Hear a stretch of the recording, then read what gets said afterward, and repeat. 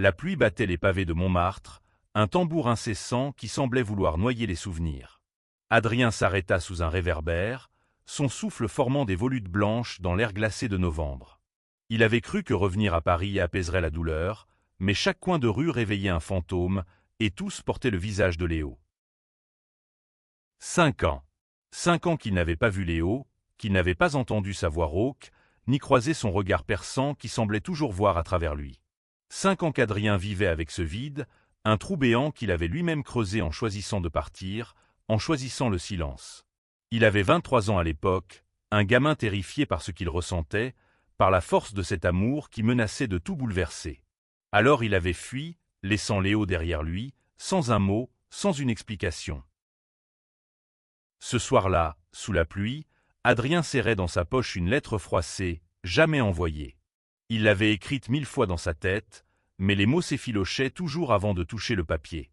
Il voulait dire à Léo qu'il était désolé, qu'il n'avait jamais voulu le blesser, que chaque jour sans lui était une punition. Mais à quoi bon? Léo avait continué sa vie, du moins c'est ce qu'Adrien supposait. Les réseaux sociaux, qu'il évitait comme la peste, ne montraient rien. Léo avait disparu de la toile, comme s'il voulait effacer toute trace de son existence. Adrien traversa la place du Tertre, les artistes repliant leurs chevalets sous l'averse. Il s'arrêta devant un café où ils avaient passé des nuits à parler, à rire, à se disputer.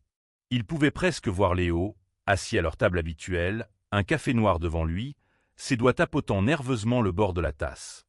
Léo, avec son sourire en coin, ses yeux sombres qui semblaient toujours cacher un secret. Léo, qu'il avait aimé sans condition, jusqu'à ce qu'Adrien le brise. Il entra dans le café, poussé par une impulsion qu'il ne comprenait pas. La chaleur de l'endroit contrastait avec le froid qui lui collait à la peau. Il commanda un expresso, plus par réflexe que par envie, et s'assit près de la fenêtre. Les gouttes de pluie traçaient des sillons sur la vitre, comme des larmes qu'il n'avait jamais versées. Adrien, la voix le frappa comme un coup de poignard. Il se figea, le cœur battant à tout rompre. Lentement, il tourna la tête. Léo était là, à quelques mètres, tenant un plateau chargé de tasses vides. Ses cheveux étaient plus longs, attachés en un chignon désordonné, et une barbe naissante ombrait son visage. Mais c'était bien lui, avec ce même regard qui semblait fouiller l'âme d'Adrien. Léo murmura à Adrien, incapable de trouver autre chose à dire. Léo posa le plateau sur le comptoir, ses gestes mécaniques, comme s'il cherchait à gagner du temps. Puis il s'approcha, les mains dans les poches de son tablier noir. « Qu'est-ce que tu fais ici » demanda-t-il, sa voix dénuée de chaleur, mais tremblante, comme s'il retenait une tempête. Adrien ouvrit la bouche, mais aucun mot ne vint. Que pouvait-il dire? Qu'il était revenu par hasard? Qu'il n'avait jamais cessé de penser à lui? Que chaque nuit, il rêvait de ce moment, sans jamais oser l'imaginer réel. Je passais juste, balbutia-t-il enfin, conscient de la faiblesse de ses mots. Léo le fixa, ses yeux sombres brûlant d'une intensité qu'Adrien ne pouvait soutenir. Puis, sans un mot, il tourna les talons et disparut dans l'arrière-salle. Adrien resta là, le cœur en miettes, l'expresso refroidissant devant lui. Cette nuit-là, Adrien ne dormit pas. Il marcha jusqu'à l'aube, errant dans les rues de Paris, poursuivi par le regard de Léo. Il se souvenait de tout, leur rencontre, 6 ans plus tôt, dans un cours de littérature à la Sorbonne. Léo, l'étudiant brillant mais discret, toujours un peu à part, avec ses origines vietnamiennes qui faisaient de lui une énigme pour les autres. Adrien, le Parisien pur souche, sûr de lui en apparence, mais perdu dans un monde qu'il ne comprenait pas. Ils s'étaient trouvés, comme deux aimants, incapables de résister à l'attraction. Leur histoire avait été intense, passionnée, mais pleine de contradictions.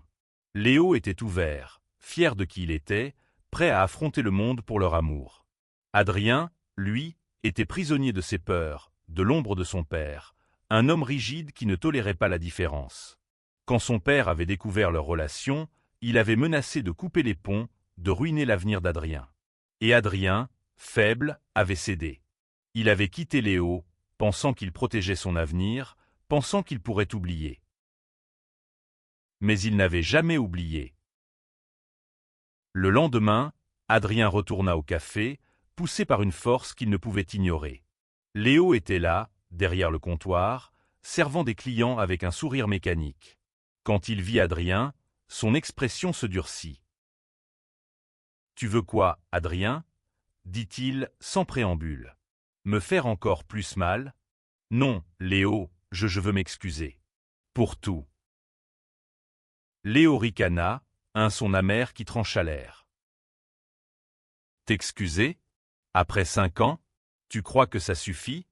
Adrien baissa les yeux, incapable de soutenir la colère de Léo. Il méritait chaque mot, chaque reproche. « Je sais que j'ai tout gâché, murmura-t-il.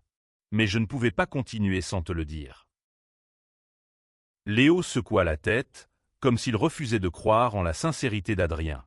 Puis il se pencha, ses mains agrippant le bord du comptoir. « Tu m'as laissé, Adrien. Tu m'as laissé sans un mot. J'ai passé des mois à me demander ce que j'avais fait de mal. Des années à essayer de t'oublier. » Adrien sentit une boule se former dans sa gorge. Il voulait tendre la main, toucher Léo, lui dire que tout pouvait être différent. Mais il resta immobile, prisonnier de sa propre culpabilité. « Je ne m'attends pas à ce que tu me pardonnes, dit-il enfin. Mais je devais te voir. Te parler. » Léo le fixa longuement, comme s'il cherchait quelque chose dans ses yeux. Puis il se redressa, son visage fermé. « Je finis mon service à 20 heures, dit-il. Si tu veux parler, attends-moi dehors. » Adrien hocha la tête, le cœur battant. Il ne savait pas ce que cette conversation apporterait, mais pour la première fois depuis 5 ans, il sentit une lueur d'espoir. Ce soir-là, ils marchèrent ensemble dans les rues de Paris, sous un ciel étoilé. Léo parlait peu, ses mots étaient tranchants, mais il écoutait.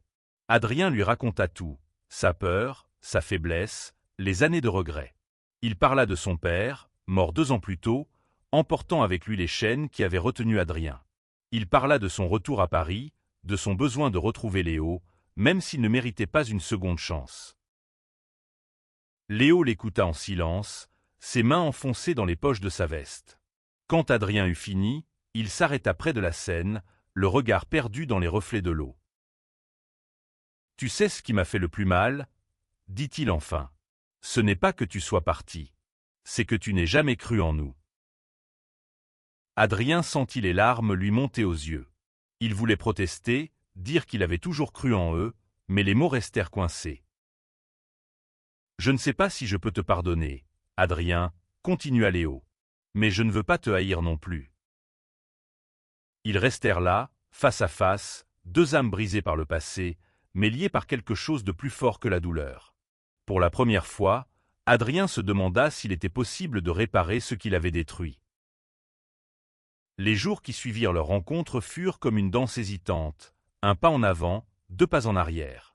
Adrien revenait au café presque tous les soirs, s'asseyant dans un coin, observant Léo travailler. Parfois, leurs regards se croisaient, et Adrien sentait son cœur s'emballer, espérant un signe, un sourire, n'importe quoi. Mais Léo restait distant, son attitude oscillant entre froideur et une vulnérabilité qu'il semblait vouloir cacher. Un soir, alors que la pluie avait laissé place à un froid mordant, Léo accepta de marcher à nouveau avec Adrien. Ils prirent le chemin des quais, longeant la Seine, leurs pas résonnant dans le silence de la nuit. Léo parlait de sa vie, de ses 5 dernières années. Il avait quitté la Sorbonne après leur rupture, incapable de supporter les souvenirs qui hantaient chaque salle de cours. Il avait enchaîné les petits boulots, du serveur au libraire, avant de revenir à ce café, un lieu qu'il aimait malgré tout. « Et toi ?» demanda Léo, brisant un long silence. « Qu'est-ce que tu as fait pendant tout ce temps ?» Adrien hésita.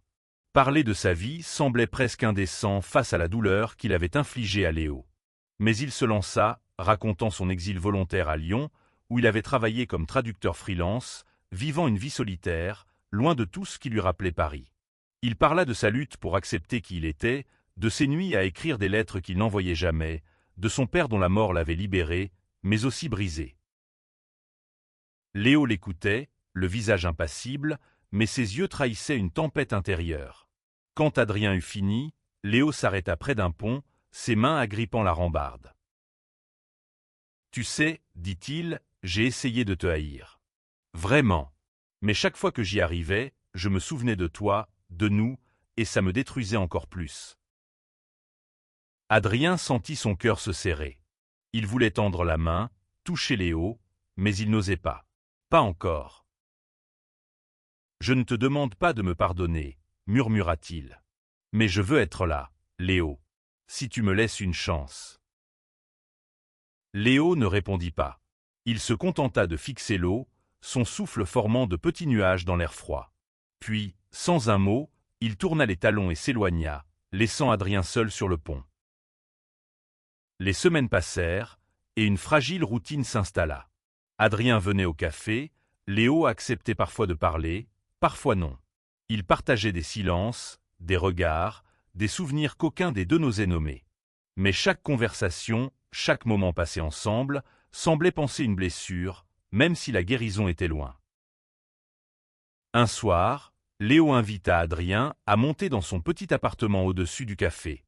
C'était un espace modeste, encombré de livres et de vinyles, avec une fenêtre donnant sur les toits de Paris. Léo prépara du thé, ses gestes précis mais nerveux. « Pourquoi tu reviens maintenant » demanda-t-il soudain, brisant le silence. « Pourquoi après tout ce temps ?» Adrien posa sa tasse, cherchant ses mots. Il savait que la vérité, aussi brute soit-elle, était la seule chose qu'il pouvait offrir. « Parce que je ne pouvais plus vivre avec ce vide, dit-il. Parce que chaque jour sans toi était une erreur que je ne pouvais pas réparer. Parce que je t'aime encore, Léo. » Le silence qui suivit fut assourdissant. Léo baissa les yeux, ses doigts serrant sa tasse comme s'il cherchait à s'ancrer. « Tu n'as pas le droit de dire ça, murmura-t-il. Pas après ce que tu m'as fait. »« Je sais, dit Adrien, la voix tremblante. Mais c'est la vérité. » Léo se leva brusquement, tournant le dos à Adrien. Il s'approcha de la fenêtre, son souffle embuant la vitre. « J'ai passé des années à essayer de t'oublier, dit-il, à reconstruire ma vie. Et maintenant, tu reviens, et tout s'effondre à nouveau. » Adrien se leva, s'approchant doucement. Il posa une main hésitante sur l'épaule de Léo, et pour la première fois, Léo ne le repoussa pas. « Je ne veux pas détruire ta vie, murmura Adrien. Je veux juste en faire partie, si tu me laisses. » Léo se tourna, ses yeux brillants de larmes contenues. Ils restèrent là, à quelques centimètres l'un de l'autre, le poids de leur passé suspendu entre eux. Puis, dans un élan qu'Adrien n'aurait jamais osé espérer, Léo l'attira contre lui, leurs fronts se touchant, leurs souffles se mêlant. « Je ne sais pas si je peux te faire confiance, murmura Léo. Mais je ne veux plus te perdre. » Ils s'embrassèrent, un baiser doux, hésitant, mais chargé de tout ce qu'ils n'avaient jamais su se dire. Pour la première fois depuis 5 ans, Adrien sentit que tout n'était pas perdu. Leur baiser marqua un tournant, mais pas une fin. Les jours qui suivirent furent un mélange d'espoir et de méfiance, comme si Léo et Adrien marchaient sur une corde raide au-dessus d'un gouffre. Ils passaient plus de temps ensemble, partageant des dîners improvisés, des promenades nocturnes, des silences où les mots n'étaient pas nécessaires. Mais la douleur du passé planait toujours, prête à ressurgir au moindre faux pas. Un soir, alors qu'ils dînaient dans un petit bistrot du Marais, Léo posa une question qui changea tout. « Pourquoi tu n'as jamais répondu à mes lettres » demanda-t-il, son regard fixé sur son assiette. Adrien fronça les sourcils, déconcerté. « Quelle lettre » Léo releva la tête, une lueur de surprise dans les yeux. « Les lettres que je t'ai envoyées. Pendant des mois, après ton départ. Je t'ai écrit, Adrien. J'ai tout essayé pour te retrouver. » Adrien sentit son estomac se nouer. Il n'avait jamais reçu de lettre. Pas une seule. Il expliqua, la voix tremblante, que son père, dans un accès de contrôle, avait probablement intercepté tout courrier venant de Léo. La révélation frappa Léo comme un coup de poing. Il se leva, laissant quelques billets sur la table, et sortit sans un mot. Adrien le suivit, le rattrapant sous un lampadaire. Léo tremblait, non de froid, mais de colère. « Ton père, il m'a volé ça aussi ?» dit-il, la voix brisée. « J'ai cru que tu m'ignorais, que tu ne voulais plus rien savoir de moi. » Adrien tendit la main, mais Léo recula. « Je ne savais pas, Léo, je te le jure, » dit Adrien, désespéré. « Si j'avais su. » « Mais tu ne savais pas, » coupa Léo. « Et moi, j'ai passé des années à me haïr, à penser que je n'étais pas assez pour toi. » Ils restèrent là, sous la lumière crue du lampadaire, deux âmes blessées par des malentendus qu'ils n'avaient jamais pu dissiper. Finalement, Léo soupira, ses épaules s'affaissant. « Je ne sais pas comment avancer, Adrien, » murmura-t-il. « Mais je veux essayer. » Les mois suivants furent une lente reconstruction. Ils apprirent à se redécouvrir, à penser les blessures du passé. Léo invita Adrien à rencontrer ses amis, un groupe hétéroclite d'artistes et de musiciens qui fréquentaient le café. Parmi eux, il y avait Clara, une femme transgenre d'une trentaine d'années, française d'origine algérienne, qui dirigeait une petite troupe de théâtre. Clara accueillit Adrien avec une chaleur teintée de méfiance, protectrice envers Léo. « Il a souffert à cause de toi, » lui dit-elle un soir, alors qu'il partageait une cigarette dehors. « Ne le fais pas souffrir à nouveau. » Adrien hocha la tête, conscient du poids de ses paroles. Il voulait prouver qu'il avait changé, qu'il était prêt à être l'homme que Léo méritait. Mais le passé n'était pas le seul obstacle. Léo portait ses propres cicatrices, des années de rejet, de lutte pour s'accepter dans une société qui ne pardonnait pas toujours la différence. Il parlait peu de sa famille, mais Adrien comprit que ses parents, restés au Vietnam, avaient coupé les ponts lorsqu'il leur avait parlé de son orientation. Cette douleur, Léo la portait en silence, mais elle ressurgissait parfois, dans un regard perdu, un soupir contenu. Un soir, alors qu'il regardait un vieux film dans l'appartement de Léo, Adrien prit sa main. « Parle-moi, » dit-il doucement, « de tout ce que tu as traversé. Je veux comprendre. » Léo hésita, puis se lança. Il raconta les nuits passées à douter de lui-même, les amis qu'il avait soutenus, les moments où il avait failli abandonner. Il parla de la liberté qu'il avait trouvée en assumant qui il était, mais aussi du prix qu'il avait payé. Adrien écouta, le cœur lourd, réalisant à quel point Léo avait été fort là où lui avait été faible. Quand Léo eut fini, Adrien l'attira contre lui, murmurant des excuses, des promesses. Ils s'endormirent ainsi, enlacés, comme s'ils pouvaient enfin commencer à guérir. L'hiver céda la place au printemps, et Paris s'éveilla sous une lumière douce, comme une promesse de renouveau. Adrien et Léo trouvaient un rythme, une fragile harmonie. Ils partageaient des moments simples, des pique-niques au jardin des Tuileries, des soirées à écouter des vinyles chez Léo, des discussions sur leurs rêves, leurs peurs. Mais sous cette apparente sérénité, une tension persistait, un fil prêt à se rompre. Un jour, Clara invita Léo et Adrien à une représentation de sa troupe de théâtre, une pièce sur l'identité et l'acceptation. La salle était petite, intimiste, remplie de spectateurs aux visages divers. Adrien sentit une boule dans sa gorge en regardant Léo, captivé par la performance, ses yeux brillants d'émotion. À la fin, Clara monta sur scène, remerciant le public avec une éloquence qui masquait à peine sa propre vulnérabilité. Après la représentation, ils rejoignirent Clara et ses amis dans un bar voisin. L'ambiance était chaleureuse, mais Adrien remarqua que Léo semblait distant, perdu dans ses pensées. Quand ils rentrèrent, Adrien ne put se retenir. « Qu'est-ce qui ne va pas, Léo ?» demanda-t-il alors qu'il s'arrêtait sur le pont des Arts. Léo soupira, ses mains enfoncées dans ses poches. « C'est juste tout ça, » dit-il, désignant vaguement la ville autour d'eux. « Parfois, je me demande si je peux vraiment te faire confiance. Si tu ne vas pas disparaître à nouveau. » Adrien sentit une douleur aiguë dans sa poitrine. Il prit la main de Léo, la serrant doucement. « Je ne partirai pas, Léo. Je te le promets. » Léo le regarda, ses yeux cherchant la vérité dans ceux d'Adrien. Puis il hocha la tête, un geste presque imperceptible, comme s'il voulait croire, mais n'y arrivait pas tout à fait. Quelques semaines plus tard, Un événement bouleversa leur fragile équilibre. Adrien reçut un appel d'un ancien collègue à Lyon, lui proposant un poste de traducteur pour une grande maison d'édition. C'était une opportunité en or, le genre de travail dont il avait toujours rêvé. Mais cela signifiait quitter Paris, quitter Léo. Il passa des jours à peser le pour et le contre, torturé par l'idée de devoir choisir à nouveau entre son avenir et son amour. Finalement, il décida de parler à Léo, déterminé à être honnête, quoi qu'il arrive. Ils se retrouvèrent dans un parc près de Notre-Dame, sous un cerisier en fleurs. Adrien expliqua tout, l'offre, ses rêves, ses doutes. Léo l'écouta en silence, son visage impassible. « Et toi, qu'est-ce que tu veux ?»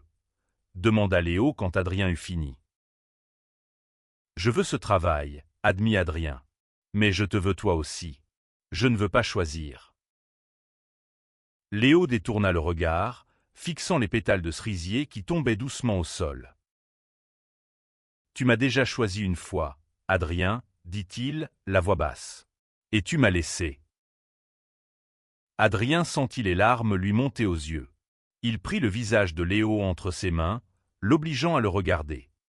« Je ne ferai pas la même erreur, » murmura-t-il. « Si tu me dis de rester, je reste. » Léo ferma les yeux, comme s'il luttait contre lui-même.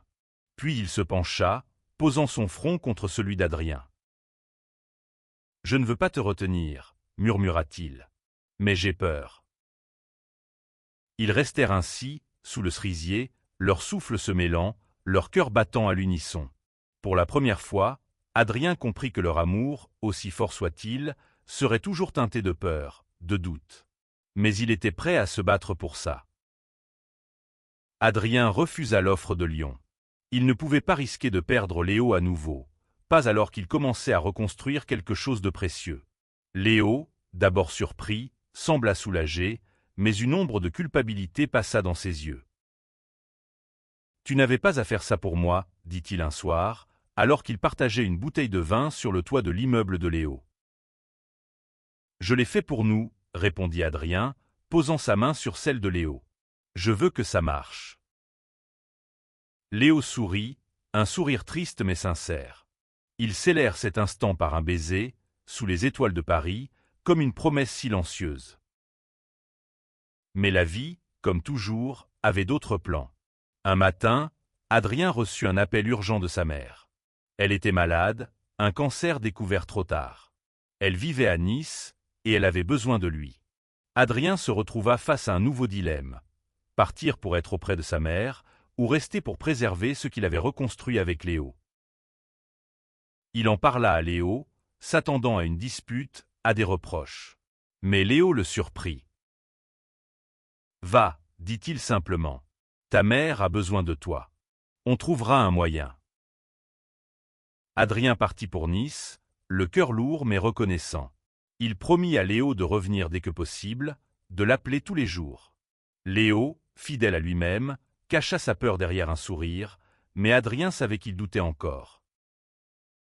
À Nice, Adrien passa ses journées au chevet de sa mère, une femme qu'il avait toujours admirée pour sa force, mais qui semblait maintenant si fragile.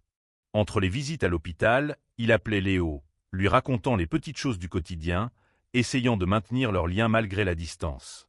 Léo, de son côté, envoyait des messages, des photos de Paris, des mots d'encouragement. Mais Adrien sentait une distance grandir, un silence qui n'était pas seulement physique. Un soir, alors qu'il rentrait de l'hôpital, Adrien trouva une lettre glissée sous sa porte. C'était l'écriture de Léo. Tremblant, il l'ouvrit. « Adrien, je ne sais pas si je fais bien d'écrire ça. Peut-être que je suis juste fatigué de me battre contre mes propres doutes. Mais je veux que tu saches que je t'aime, même si j'ai du mal à te le dire parfois. Je ne veux pas te perdre à nouveau, mais je ne veux pas non plus être un poids. Prends soin de ta mère, prends soin de toi.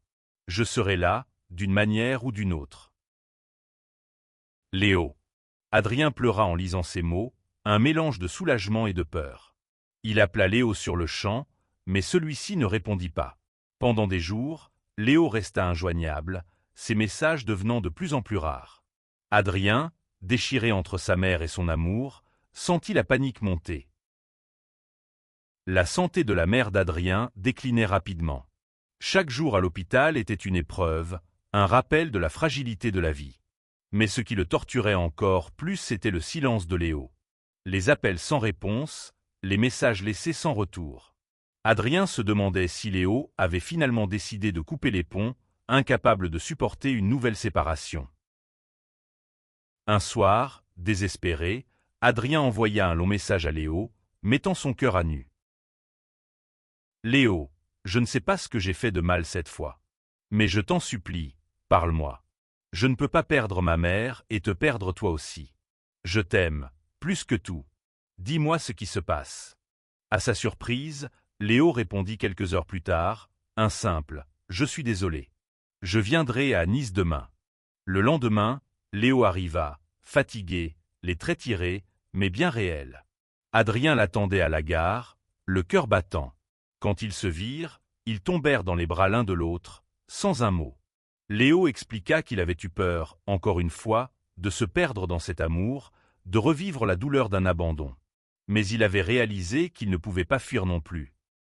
« Je veux être là pour toi, » dit Léo, la voix tremblante. « Comme tu essaies de l'être pour moi. » Ils passèrent les jours suivants ensemble à Nice, soutenant la mère d'Adrien. Léo, avec sa douceur naturelle, gagna rapidement l'affection de celle-ci. Elle leur raconta des histoires de sa jeunesse, des moments où elle avait aimé, perdu et appris à pardonner. Ses paroles semblaient s'adresser à eux deux, comme un miroir de leur propre histoire. Mais un soir, la mère d'Adrien s'éteignit paisiblement. Adrien, dévasté, s'effondra dans les bras de Léo. Ils pleurèrent ensemble, partageant une douleur qui, paradoxalement, les rapprocha. Après la mort de sa mère, Adrien se sentit perdu, comme si une partie de lui s'était éteinte avec elle. Léo resta à ses côtés, un roc dans la tempête.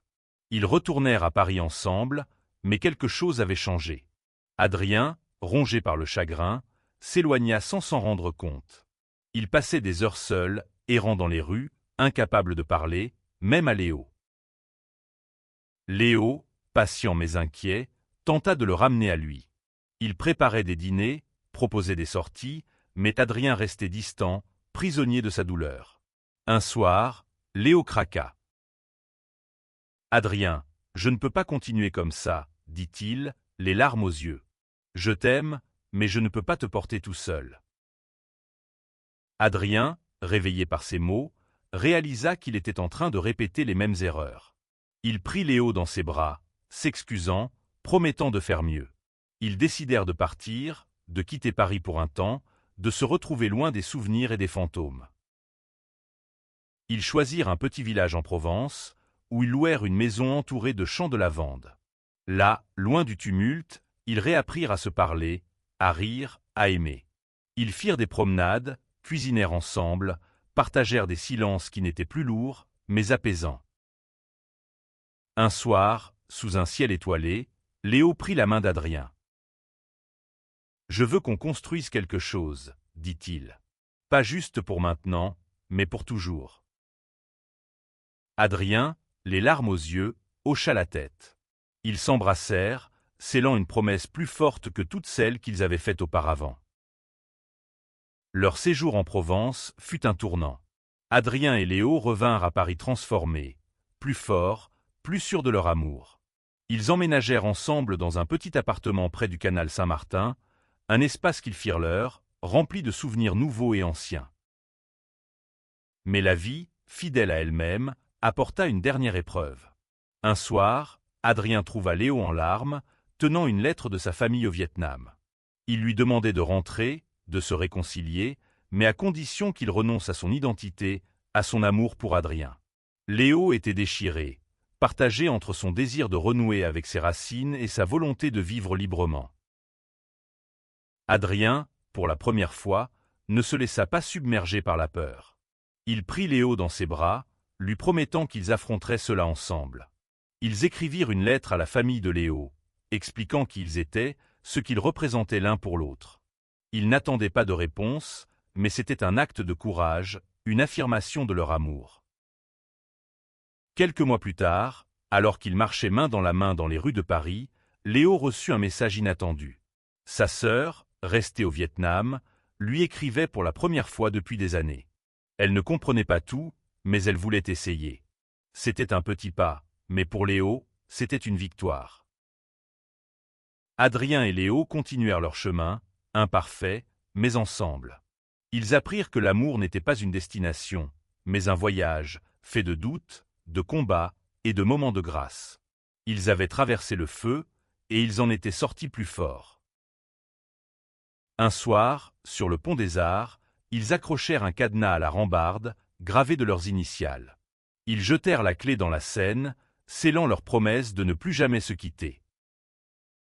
Et sous les étoiles, dans la ville qui les avait vus naître, souffrir et renaître, ils s'embrassèrent, certains que, quoi qu'il arrive, ils se ramèneraient toujours l'un à l'autre.